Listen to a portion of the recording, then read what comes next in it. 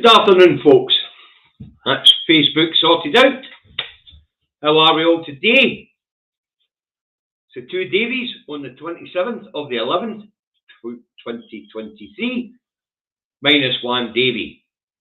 The other Davy is getting tests done at the hospital to try and sort out his problems with his legs. So hopefully we'll be back Thursday. But his health comes first. So it's a Two Davies minus a Davy.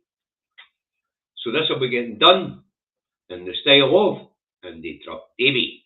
So, afternoon folks, it's Indie Truck Davy out the truck and at home in his office in Salmond, North Lanarkshire, where it's bloody chilly, but clear, 6 degrees.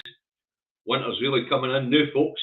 That's the weather for Salmond, North Lanarkshire. You want to know what the weather's like where you are? Look out your rain, bloody windy. Alright, anybody awake? Earth's up there on the naughty step. Don't burn it on the candle. Okay, doggy.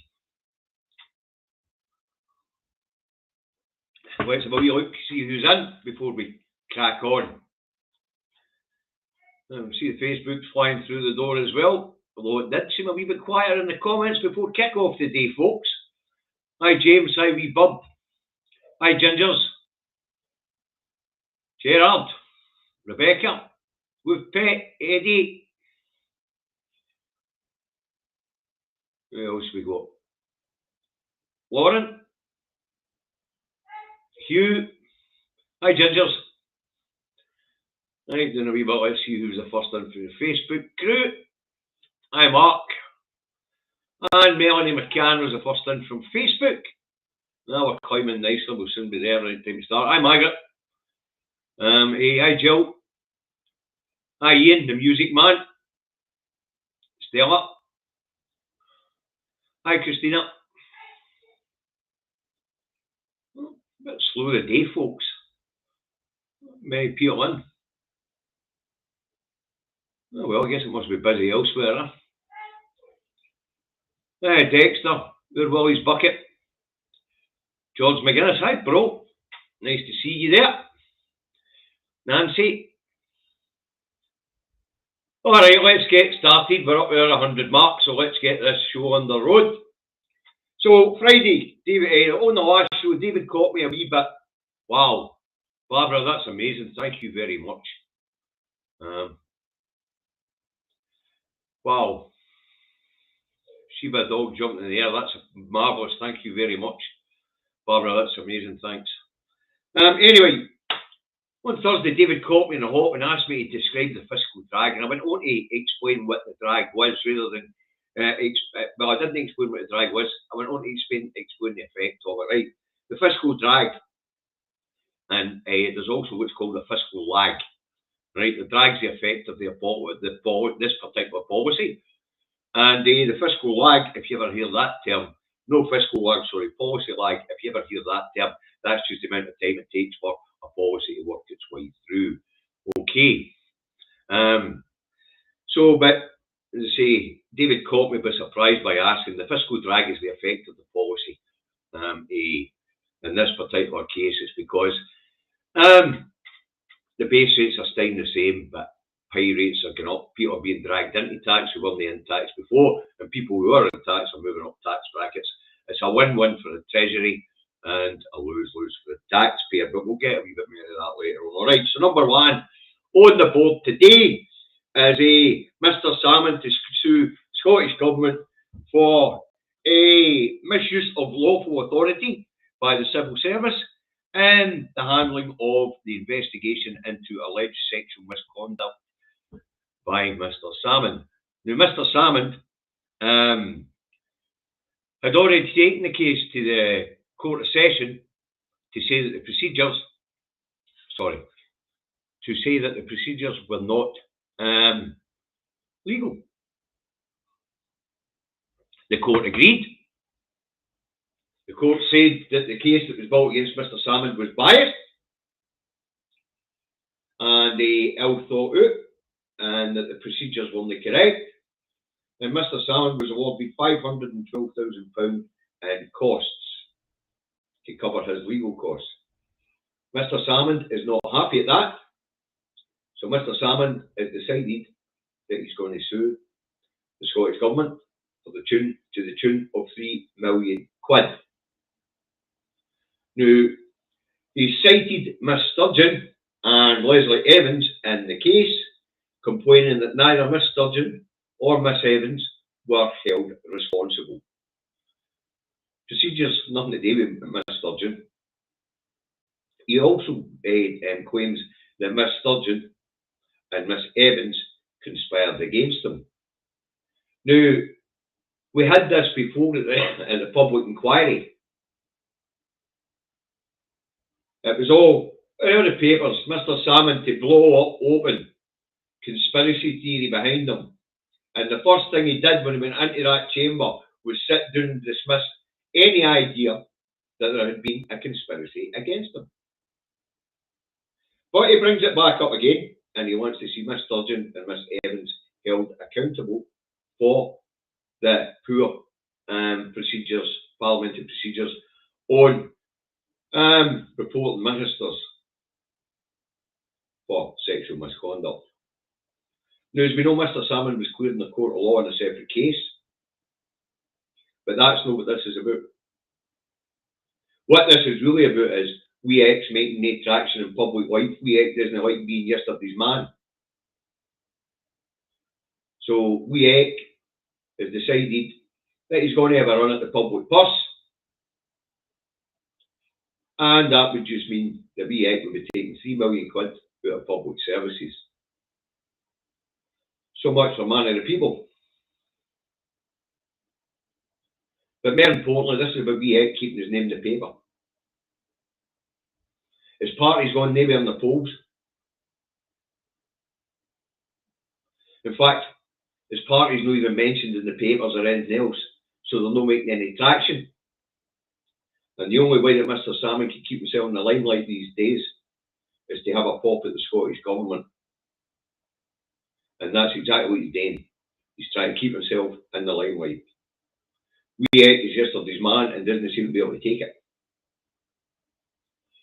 Just doesn't seem to be able to take it. Hi, Daily Blase. Folks, check out Daily Blase's channel and Reagan Week's channel and Max and William Robespierre's channels, all on YouTube. Absolutely great stuff. All shots is no bad either. Anyway, so that's what this is all about.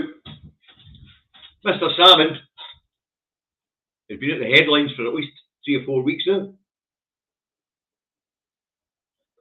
And that won't do for Mr. Salmon. Mr. Salmon doesn't like the fact that he's irrelevant now. You know. And then, of course, there's this crap coming out of the Alpha Party all the time about wanting peace and unity with the SNP and a seat at the table. Here, Mr. Salmon's going the right way about it. But, of course, the absurdity of a group of people who created a split in the movement, demanding unity in the movement, is absolutely nuts. I mean, they seem to be living in an alternative universe to the rest of us. You know, 10,000 people out of a movement of 2 million at this point in time demand to be heard. Well, fair enough. Let them bellyache away. They'll be heard. They'll be ignored, as has been shown in the polls, as has been shown in the press. You know.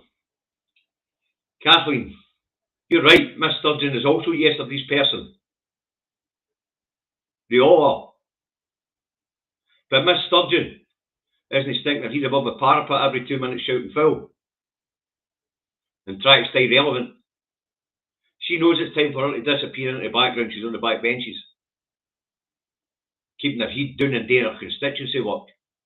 Mr. Salmon's not an elected public official. He hasn't got any elected public officials. Every official they have walked the flare, and they'll lose their bloody seats and all. Well, as I say, this is just Mr. Salmon's way of staying relevant and staying in the headlines. Apparently, Miss Sturgeon stitched up Mr. Salmon. No, he didn't. He stitched himself up. And we all remember watching the parliamentary inquiries. Mr. Salmon denied there was a stitch-up or a conspiracy against him in the parliamentary inquiries. So for anybody to be peddling that pish, somebody ought to speak to Mr. Salmon about it, because he said it didn't happen. Right, let's move on. And more bad news, but it was bad news we knew was coming. Finance Minister Angus Robertson tells us there's going to have to be cuts in the levels of public service and the amount of employees in public service. Now, at the last round of pay talks, I said, we understand the need for these inflation busting pay rises, but if you work in the public service, look at the face of the guy or the woman standing next to you and wonder if it's their job that's gone or yours. Well, Miss Robertson's on the telly yesterday to tell us that those chickens have come home to roost. She tells us that declining budget from Westminster, the squeeze of inflation and running the public services, and the inflation-driven public sector pay rises means there will be job losses. Now, Miss Robertson tells us she doesn't want compulsory redundancies. They're hoping to be able to do it through natural wastage, but there will be job losses. And I did say this, folks. This is the hard realities of running government departments with ever declining budgets. And if we have a look at the autumn statement, although there'll be 545 million of consequential come to Scotland for that autumn statement, it did also signal mere cuts in the public sector, which means less consequentials and cuts to the Scottish budget. So, unfortunately, if you're in the public service at this point in time, you'll be wondering whether it's your job that's gone or not. Now, what they'll probably try to do is get all the workers to take retirement, pay them a severance package. But as I say, although they don't want to have compulsory redundancies, there might have to be. So we can see the public sector shrinking here, folks, and that's just to cover the costs of pay rises and, of course, the shrinking budget. Coming to Westminster. Now, the next story is related to that as well, because the next story is a ferry story. Imagine a story about ferries here in Scotland. Anyway, apparently, £41 million programme to upgrade Scotland's small ferry fleets. I think it's 13 ships, has been kicked into the long grass. Now, once again, this has to do with budget constraints, and a lot of the budget constraints were because of the need for inflation busting pay rises. And there did have to be inflation busting pay rises. No point kidding on about it, folks. None.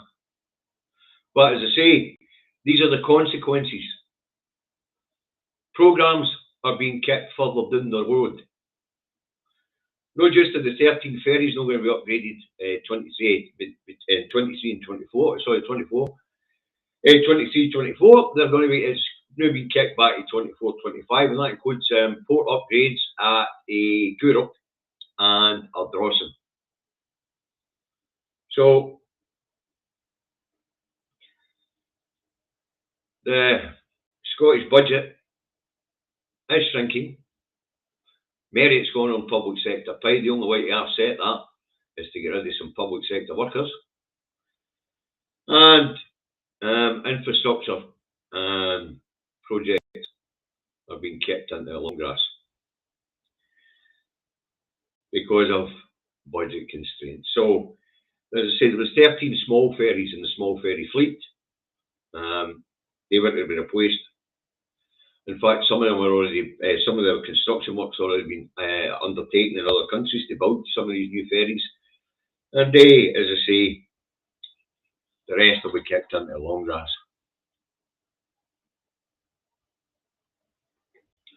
But they say Scotland's budget's been squeezed and unemployment is going to rocket, folks. We know this. But the chief economist at the Bank of England tells us she expects another 250,000 people to be on the unemployment list by the summer of 2024. Hi, Arthur. Right, anyway, the next story is a cracker. Air Miles Angus is at it again, isn't he? Air Miles Angus is off to China. And if you don't know who Air Miles Angus is, it's the Scottish Government's Overseas Affairs Minister, basically, Angus Robertson. And he's been criticised for flying all over the place, representing Scotland and promoting Scottish businesses and so on and so forth. This time he's in China to promote Scottish products, Scottish tourism and Scottish academia. And he's been criticised by one of his own MPs and, of course, the Westminster International Select Committee, or a Security Committee, whatever one it is, for going to China. Now, Stuart MacDonald, the MP for Glasgow, slates Air Miles Angus for going to visit China over China's human rights abuses. It's crackdown on democracy. That one cracked me up. Crackdown on democracy. We're talking about Westminster MP complaining about crackdowns on democracy. And of course, the awful carry on with the Uyghur Muslims. But we trade with China. We have a lot of Chinese people live here. And we do have academic exchange programs with China. So Angus is there promoting all three. Now, what's interesting about Air Miles Angus, and they can slag him all they want, the Muppets, but according to the latest figures, when it comes to inward investment, Scotland has got the biggest inward investment anywhere in Europe at this point in time. Anywhere in Europe. And that's because Air Miles Angus isn't sat in his arse. He gets on planes and he goes and promotes Scotland. That's his job. That's his job. That's what he's doing. And it's working. But of course, we've got the cuckoos in the nest complaining about the prices of flights and things like that to the public purse. Look at the benefits to the economy. That's what you've got to look at. Now, as I say, Air Miles Angus, as they call him, has done a bloody good job in promoting Scotland. A bloody good job in promoting Scotland. And our economy has benefited from it. Big style. And as you know, we've got the trade enclaves, which are separate to the UK embassies around the world now. I think it's up to 82, with a couple that have recently opened in Europe. So we're promoting Scotland. The Scottish Government is promoting Scotland and its businesses right around the world. And Angus is at the forefront of that. So, Stuart MacDonald, the Glasgow MP, can criticise Angus for doing his job if he likes, but Angus is doing a bloody good job. As I say, inward investment in Scotland is higher than any other part of Europe at this point in time. We'll get Germany into recession, the UK in contraction, but Scotland's economy is still up there. And that's because of the hard work that Angus does when he's out on his air miles. Okay, let's move on.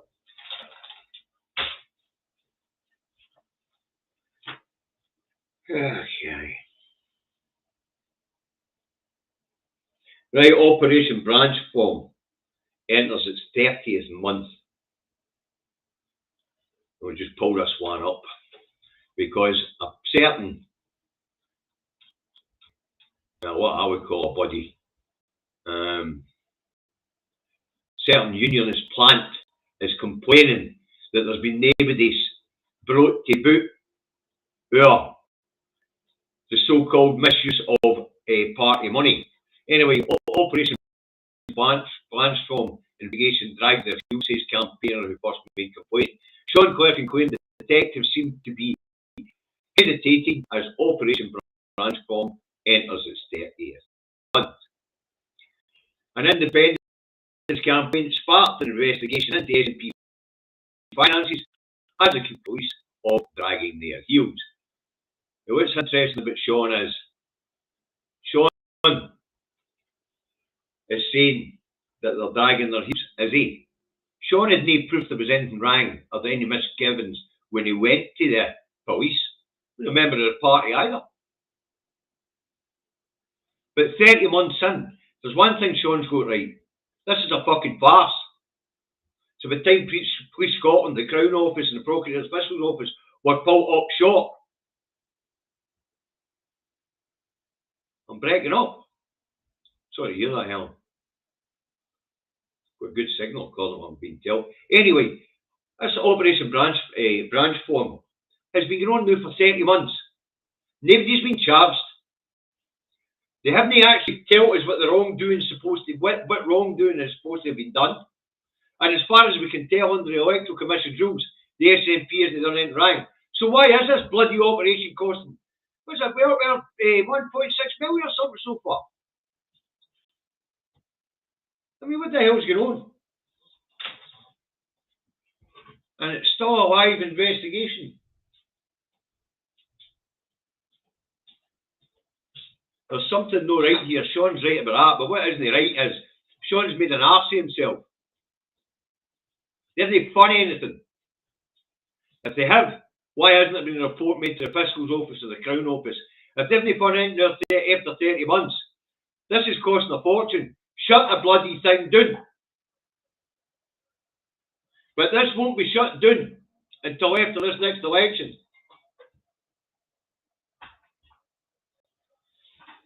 There it will, as I say, but Mr. Clerkin and the other idiots that made the complaint weren't even party members, they weren't even a party complaint.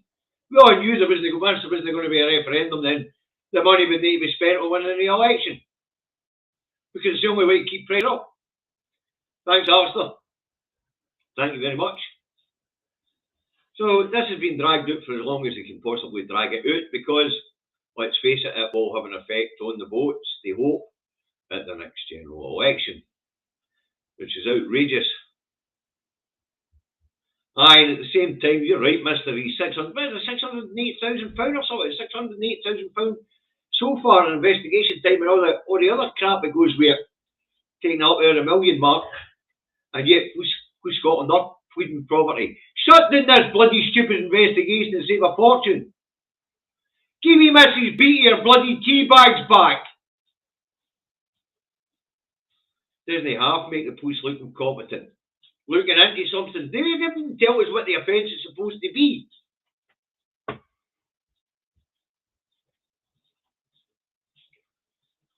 Nearly have. Aye, I would make Clerkin 5 and the other 20 odds that made complaints. I would make them pay the cost of the investigation if nothing's fun. But as I say, this is going to carry right on for a while longer. As they want it to have an impact. So as we get nearer and nearer this election, we're going to hear more of these slush stories about the SNP, their funding, so on and so forth. We can see it bounced about in Westminster now and again and all. Talking about their latest accounts when they were handed in as being provisional. Any dodgy accounting you're likely to find in political parties, you'll find it in the Tory party. The Electoral Commission found that the last election they'd bought 30 seats. What was done about it? Nothing. Absolutely nothing. Right, I'm fed up talking about branch flow, you know, that's just a bloody set-up. Anyway, after last week's autumn statement, we have it that various think tanks have had a look at it, and apparently, through stale taxes will be between £1,410 and £1,900 worse off next year, depending on whose reports you believe. But experts for the Office for Budget Responsibility are warning that families will face an additional financial strain of $1,410 next year due to increased cost of living. Experts predict that inflation will be higher and longer lasting than initially thought, and that means the average family will need to budget on an additional £27 per week next year. According to the Mirror, families will now expect to spend £1,410 more annually on things like food, clothes, energy, fuel for the car and leisure activities. Darren Jones, Labour Shadow Chief Secretary to the Treasury, said inflation is not just a number, it means higher prices that are forcing millions of families to cut back and make difficult choices. The government would have us believe that the spectre of inflation is now in our past, but the analysis reveals it will continue to have a significant impact on household finances into the new year. Anyway, there's been 12 stealth taxes highlighted in the autumn statement, including freezes on income tax.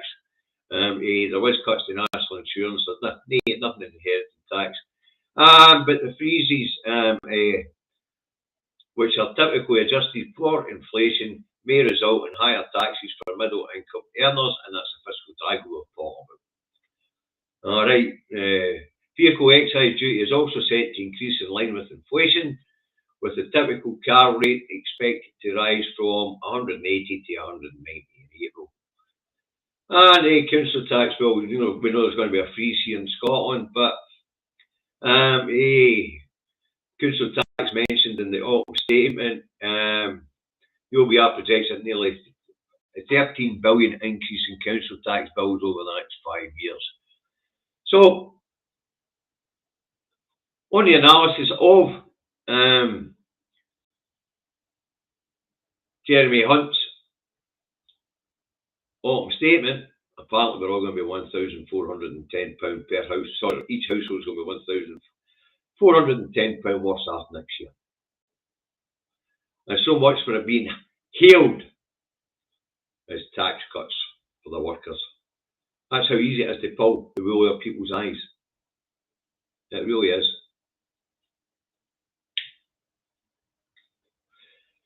Oh, I see Catherine still arguing that Mr. Salmon's still relevant. Everybody's entitled to their opinion. So, not a good news story, folks. Things are going to get harder. Each household's going to be £1,410 worse off. Wow. And while we're on about the OBR, let's move on to the next story, shall we? We're going to find it. UK flagship post-Brexit trade deal worth even less than previously thought, OBR says the Office for Budget Responsibility. The Office for Budget Responsibility says UK entry into the Indo-Pacific Agreement will add just 0.04% to GDP in the long term. Now, what do they mean by the long term? They mean 15 years. Now, the initial analysis on joining CTPP said that over the long run, the UK budget would benefit 0.08%.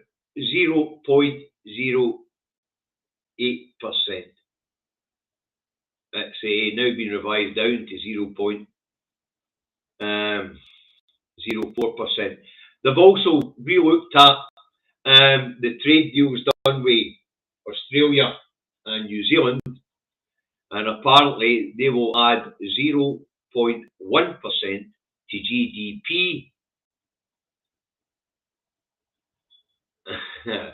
0.1% to GDP over 15 years as well. So between them, we'll have had 0.1.4% net gain to GDP over 15 years. That's for the 3 trade deals. Now, the OBR says that we're going to lose 4% of our GDP because of Brexit. So we have put 0.1.4% back on with these 3 trade deals. Wow. What a up. What an absolute mess.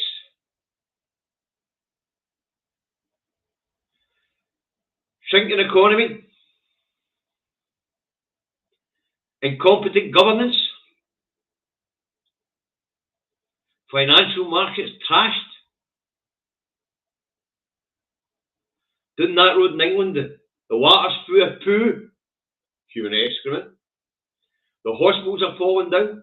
The schools are falling down. Their parliament's falling down. And there's money being misspent left, right and centre. What are we talking about? 300 odd, what is it?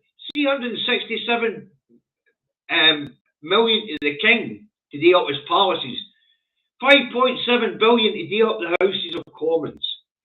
Illegal war in Iraq, 20 billion. Trident, 200 billion. Big business tax let-offs, 85 billion. Brexit needs 66 billion. You know, we could, incompetence, corruption. The House of Thieves and Carpetbaggers got it all. Wow. And of course, this loss of sovereignty to this Trans-Pacific trade scheme. That's that sovereignty we were told we would get back by joining the EU and had to have a referendum to do it. Where was the referendum to join TTIP? Or CTIP or whatever it's called. Or the CTPPP. One of the side effects of this bloody thing is, if a business in this trade organisation bids for a government contract and doesn't get it, you can sue the government. Or settled in secret tribunals where the people can't, with no public scrutiny. For 0.04% added to GDP over 15 years, not even the original 0.08% over 10 years. Wow. Absolute bloody madness, folks. Hey, let's have a see. Let's have a wee look. Glasgow media, I voted Brexit because I'm anti-establishment. But very much want back in the EU now, or at least after. Nah, well, at least you're honest enough to, unlike most of the politicians in that Glasgow media, at least you're honest enough to be able to say that you made a mistake, you went back in. What do you might call it? What else we got in the comments? Let's have a wee look. Sunak Tories and media outlets trying to ignore how little the free trade deals will bring, vastly inflating their importance. Absolutely correct, Andy Scott Bryan. These things were bummed up as being groundbreaking, being great for the UK economy, and then here we have the OBR. Go back, look at this analysis and say, no, we got it wrong the first time. They're adding nothing at all to the pot for an even longer period. Absolutely nuts. Right, this next one's a bit more dangerous, to be honest with you. And that is the carry on with Rwanda and Sunak's plans to get the Rwanda deal back on track. And it could well cause problems for the Good Friday Agreement, because leaving the European Court of Human Rights or opting out of parts of the European Court of Human Rights would undermine the Good Friday Agreement. As has been warned by Westminster, and now we've got senior MPs in the Tory party saying the same thing, that to leave the ECHR would to be endanger the Good Friday Agreement and endanger peace in Northern Ireland. Not that they give a shite right now. You know. So instead of putting the Rwanda bollocks to bed and standing by their international treaties and international obligations, those crooks in the House of Thieves and Carpetbaggers could well be coming for our human rights. That's about as serious as it gets. Down that road, they've already made a list, made a protest illegal, even though they haven't been able to stop them. It was always a stupid law, but they passed it anyway. Opting out of the European Court on Human Rights would also cause problems for Wales and Scotland as well, because, as I've already said, the ECHR is written into both acts, the Scotland and Wales Act. They'd be riding another coaching horses through the devolution settlements. But as I say, it would appear that those wazards down that road don't really care.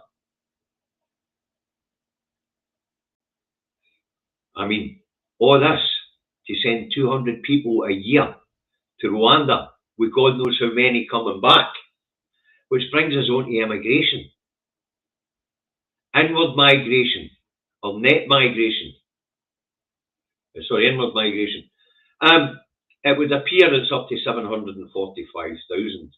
So much for getting it down to a couple of 100,000 a year. So much for Brexit, take back control of borders. There was also a brain drain of 500,000 people flee the UK. So 745,000 people arrived legally. And the big problem is, we've got a press that makes these things negative. There's no negativity of inward migration, especially when you've got an aging demographic. We're not having children. We're not producing the workforce of the future. 1.56 child per family. Don't know where we get 5.56 for. Not quite a full person. But what it's telling us is we're not replacing our own population. Now, it should be positive, inward migration. Well, apparently there's 1 million job vacancies. That's a big shrink, of course, with a shrinking economy. But what inward migration and more people does means you need more infrastructure, and that means building it. Medical facilities, more schools, you know the sort of stuff I'm talking about. Inward migration isn't negative, it's positive. But we've got press spinning it as being a negative thing. But look at Scotland, for example. We need about another 5 million people at least. And yet we couldn't take them all in one go. But by Christ, that would be a major building programme. It would provide employment, it would provide tax revenues to be spent back on that infrastructure. As I say, Scotland, room for 25 million, there's only 5.4 million is. We could do at least another 5 million. But as I say, immigration is seen as a bad thing for some reason. Oh, you're late, Catherine. Naughty step, don't burn your arse in the candle. Here it's back here. So, Good Friday Agreement in danger. Or what? Stopping 40,000 people currently in small boats. And they want to send 200 people a year to Rwanda.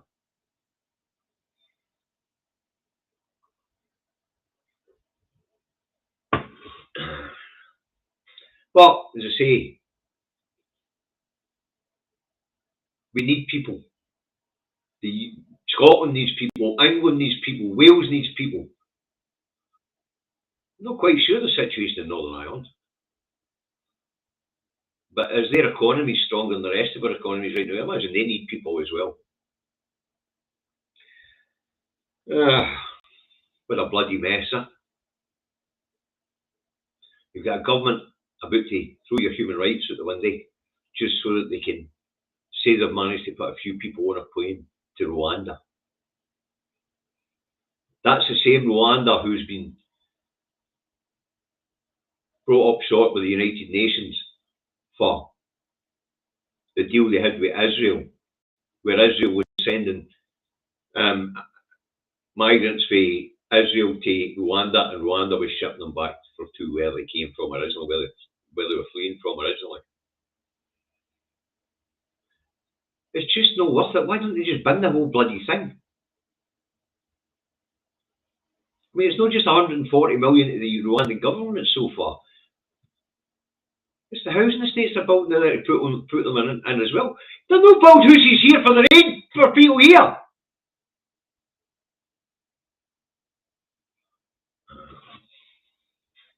Nuts.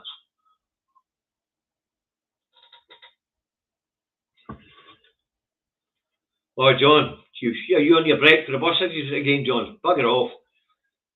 Let's see what we can do about you. Where are you today? Facebook, I do not show you there.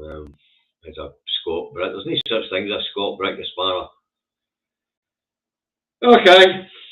Right. This next one's a good one and all. So Flipflop, Kid Starver, the one that Mr. Stewart would like you all to vote for, you know, that's the one who doesn't want to feed hungry children. Mr. Stewart. Is that who you want us to vote for? The one that wants to watch Gazans bombed to death and says it's legal for Israel to cut off water, food and medicine to the people of Palestine. Is that the one you want us to vote for, Mr. Stewart? The human rights monster. The one with the blood all over his hands. Is that who you'd like us to vote for? Very good. Anyway, Mr. Flipflops about to water down his £28 billion commitment to green energy projects again, and the reason behind it, you're no John Burgess. How do you know his name? Yeah, John Dunn Burgess hasn't been here for a long time, John, and you have to know his name. Ah well. Anyway, get back to what we were talking about there. Aye, apparently, green the spend and the transition to green projects has been thrown under the bus again because the Labour Party, Sir Keir Starmer's party, intend to stick to this Tory government's fiscal framework. In other words, there'll be no extra spending. So there'll be no borrowing for the just transition or to invest. So what we're being told in the press today, in this particular case it was in the Welsh National, that Mr. Starmer intends to just shelf it. Just shelf it. Because Rachel Reeves, his shadow chancellor, intends to stick to the current government's fiscal framework. What's the point in voting for anybody other than the Tories? Red Tory, blue Tory, what's the difference? Anyone tell me the difference between a red Tory and a blue Tory? Red Tory warmonger, blue Tory warmonger. Red Tory kid starver, blue Tory kid starver. Red Tory hammer and disable, blue Tory hammer and disable. Red Tory create a tax system where the poor, where the middle class pay to top up the poorest people in society's wages. Blue Tory party continues same policy. You couldn't put a fag paper between the red Tories and the blue Tories at this point in time. Doesn't matter who you're voting for in England. You're voting for a continuity government. End of story. And no matter what Mr. Stewart here says, you're not voting for change. You're voting for continuity. You're voting for more of the same. Very much more of the same. Could put a fag paper between them. But the most sickening thing of it all is to hear them flip-flop on all their promises, them all his 10 pledges to win the Labour Party leadership, renationalising utilities, renationalising the trains, out the window, strengthening workers' rights, out the window, everything. Taking away with tuition fees, out the window. Oh, out the window. There'll be absolutely no change under this, under Starmer's Labour Party run. And anybody that thinks there will be is right. because, as Rachel Reeves has said, she intends to stick within the fiscal framework put in place by the current government. Then there is no wriggle room, because Jeremy Hunt has just spent everything that's available to the public purse until about 2027. Wow. So vote red Tory, get blue Tory policies. Vote blue Tory, get blue Tory policies. What's the difference? Anybody know the difference between the red Tories and the blue Tories right now? Put it in the comments and we'll have a wee look. But as I say, I can't see very much difference between them at all. When we were asked about the rate clause in the benefit system, we'll not be taking that out. We'll just be a wee bit nicer about it. We'll be a wee bit nicer when we ask a woman to prove in order to get benefits for her third child that she was raped, won't we? That's the Labour policy on it. We'll just be different on the way we ask to see proof that she was raped before we give her child benefits. The two-child cap. Oh no, we'll be keeping that. Feeding children. No, we won't be doing that. Stopping shite flowing into the rivers of England. Oh no, we'll not be doing that. Taking back control of the rails. Nah, nobody doing that. Tuition fees? Nah, we'll be keeping tuition fees. I just don't see any difference whatsoever, folks. I say if anybody can come up with a difference of any substance, stick it in the. In fact, John Stewart, this is you're playing with everybody to vote Labour. Come on in, John. Let's see it in the comments. What's the big policies of Labour that we should be voting for, John?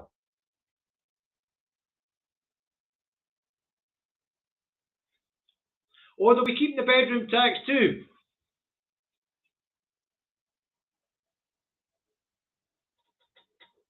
The SNP don't need to take fair share of the blame, John.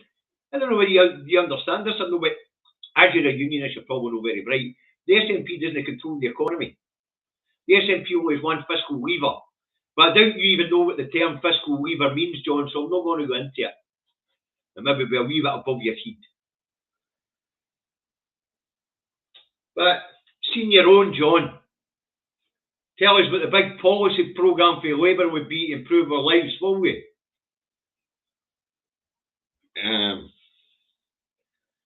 Right, what are we doing? How are we doing for time? Oh, that's not bad, boy. That's not bad, folks. We managed to drag this out so far. Anyway, temporary ceasefire in Gaza. Oh. Friday, 7 AM, ceasefire started. Early weekend, hostages have been released. 300 trucks of aid have managed to get in. And there's pressure on Netanyahu to extend the ceasefire beyond tomorrow morning at 7 AM. Calling it a temporary ceasefire, pausing engagement, whatever you want to call it, humanitarian pause. When they bombs start dropping tomorrow after 7 AM, it's not going to seem very humanitarian, is it? This is exactly what we're talking about. You know, putting a last of plaster on a wound, put some food in their bellies, give them a wee drink, and then commence bombardment. And then, of course, with the release of Palestinians that would be held in Israeli jails without ever being charged of any crime. So I think it's about 120 of them have been released as well as part of the agreement. But unfortunately, that 120 are being shoved into an open prison and they're about to become targets. There's no very much humanity at all on what's going on. And of course, the response of the West has been atrocious. But early weekend, some people might have got a chance to flee to the south of Gaza. But it doesn't matter. When the Israelis have flattened and taken control of northern Gaza, they will then go for the south. their intention is to drive the Palestinian people into the desert and to steal their lands and their resources. That's all it is, folks. That's what this is about. And it's also why the West is keeping at it. Because the West want control of the oil and gas that's in the Golan Heights and in the Gaza Sea. Simple as that. So it is. And as of tomorrow, the blood will commence flowing again. And that will be smeared all over our faces as we are complicit in this humanitarian catastrophe and this ongoing clearance of Gaza. Our politicians make us complicit. Hi, Lefty Voter, nice to see you. So, John, knew you're a Tory, but you're urging Scots to vote Labour. And what did they tell you? There's a reason why Scots should vote Labour, you bum. Anyway, as I say, we're all complicit in this. We're all complicit in it. Not that we want to be. I mean, we could say that us here in Scotland and Wales are not complicit because our parliaments have voted for a ceasefire. But unfortunately, international relations are controlled from the House of Thieves and Carpetbaggers. And that means Sunak, whose family will personally make money if Israel's successful in clearing the Gazans out, the Palestinians out of Gaza, sorry. And we've got Sir Kid Starver, who doesn't want to upset the Americans because he's going to have to deal with them after the next election. Maybe. And that's a big maybe, folks. As David and I were saying on Thursday, it only takes a 6% swing in the polls towards the Tories for a hung parliament. And we're a long way out for that election. No, I know John Stewart hasn't come up with any Labour policies to encourage the people of Scotland to vote Labour. Troll's a troll. As I say, he seems to think that Scotland's in charge of its own economy. That tells you everything you need to know about John. That's why I didn't bother trying to explain to him the one fiscal lever that we do have here in Scotland. I'm trying to avoid getting into an argument with the trolls, folks. But I mean, if you are having a lot of fun arguing with them. To you guys on YouTube, I'm afraid you don't get the fun of playing with John the day he's on Facebook. Last week he was on YouTube. You maybe get a shot at playing with him in Thursday's show.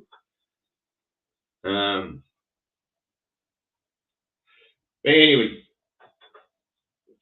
the bloodshed commences again at 7 o'clock tomorrow morning, unless they can get an extension to the ceasefire, as they're calling it, or humanitarian pause, as Mr. Starmer and Mr. Sunak likes to call them. I mean, how humanitarian? You never heard anything so bloody mental in all your life. A humanitarian pause. Oof! Mental torture is what that's called. And if this thing kicks off again tomorrow morning, case in point proven. And this is what Starmer wanted. Couple of hours, give him a wee patch up, and then let the blood flow commence again. If that's the quality of politician that we have to lead England, no one of the places is a fucking mess. No one of the schools are falling down. No one of the waters are full of shite. No one of the transport infrastructure doesn't work. No one of the hospitals are falling down. No one of so many people are living in poverty. This lot are morally bankrupt. No point kidding on about when you look at that House of Thieves and Carpetbaggers. Every single man Jack and Fetters in the Labour Party and the Tory Party, the Lib Dems, even probably some in the SNP, are morally bloody bankrupt. Wow. but especially in the Conservative Party and in the Labour Party, there is, and they are morally bankrupt. And one better than that, the current Prime Minister's a bloody traitor. Primary duty of government, care for the people. Just let them die, says Mr. Sunak, as we learn from the COVID inquiry. That's treason. That's treason. Let's have him in court. Let's have him and Johnson in court. And as for Kid Starver, he should strip his human rights. He should debar him. Man claims to be a humanitarian lawyer. Wow. Mental. Right, well, that's what I've got for you today, folks. I hope you found it entertaining. I hope you found it informative. You're right, Art Office. This COVID inquiry is confirming all our worst fears. They are just a bunch of incompetent thieving twats. Wow. And as for his numpty Starmer, he was voting pied for by the Israeli lobby. So, mental. See you later, Melanie. Absolutely mental. Anyway, as I say, I hope you found it interesting. I hope you found it informative. I hope it went alright. It's not as easy when I've not got David to bounce off it. But I think we get through it. So, I mean, hopefully David will be back on Thursday. And well, that's basically it. If you like the show, if you like what it is the Two Davies Day, please hit the like button on YouTube. Please subscribe. Please share across your social media platforms. I want to thank everybody for their kind donations today. I'll be getting out the door very shortly. Because we're about to come to the end of the month, so we need to clear the bank account out and get it ready for start next month. We should have the money in from YouTube now. So we'll get it out over the next couple of days and we'll let you know where it goes. Okay. Thank you very much, everyone. As I say, please share across your social media platforms. 3 minutes short. Sorry, folks, but there you go. I'll away and set up Thursday's show. Catch you later, folks. Bye now. And Barbara, thanks very much for that huge donation.